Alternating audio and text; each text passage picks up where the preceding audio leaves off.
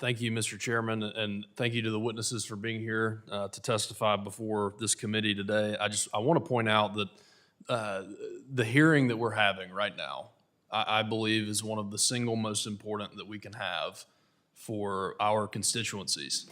Because if you look at the chart up here, it's making my blood boil just having that in the room because it's absurd.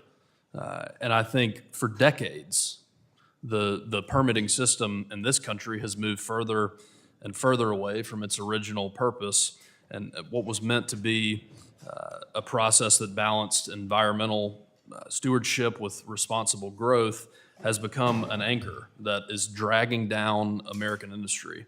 And today, critical energy, infrastructure, and manufacturing projects find themselves stuck without moving for years and sometimes decades. They're stuck in a web of bureaucracy and litigation that is unnecessary. These delays, they're not just paperwork problems. They mean fewer paying jobs, higher costs for families, and missed opportunities for communities like the ones that I represent. They mean that American workers and businesses fall behind while our competitors overseas like China move full steam ahead. It is more important than ever that we strengthen our supply chains, that we modernize our power grid, and invest in our domestic energy. We cannot allow endless permitting delays to stand in the way of America continuing to dominate. True reform that we're after here means restoring balance and common sense. It means setting firm deadlines, cutting out duplication, and focusing reviews on real, actual measurable impacts, not speculative or political concerns. It means giving states and local communities who know the needs best a stronger role in making decisions instead of leaving everything to Washington and red tape. Most importantly, it means creating a system that is predictable and efficient so that investors, workers, and families know projects will actually get built. That's why proposals like the SPEED Act matter.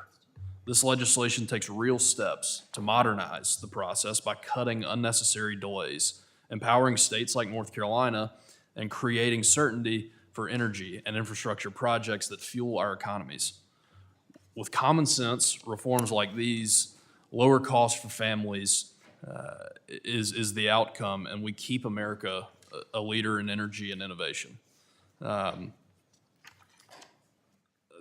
My question, I guess, for you, Mr. Hockman, can you explain how the current NEPA permitting process has affected the timeline and the cost of critical energy infrastructure projects in the United States?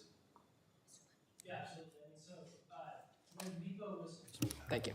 When NEPA was originally created, those initial environmental impact statements were 10 pages, right? And they were incredibly quick to process. Over the years, that NEPA process has morphed and metastasized into this multi-year process that we see now.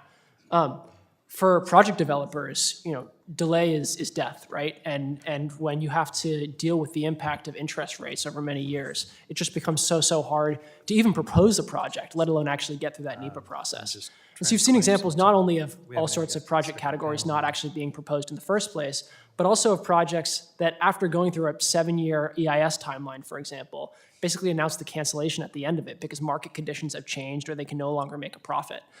So it's a huge problem for energy development in this country.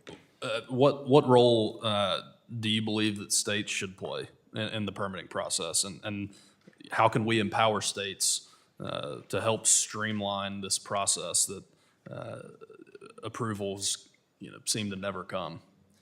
Yeah, absolutely. I mean, we already have all sorts of environmental laws where states actually have the authority to regulate. And in many cases, states may better understand the local conditions, and they may better understand the needs of their constituents.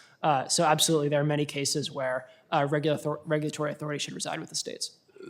With the remainder of my time, I'll ask a simple question, but when projects take more than a decade just to clear red tape without even starting to begin, who benefits, Americans or our foreign competitors. Certainly our foreign competitors. Mr. Chairman, I yield back.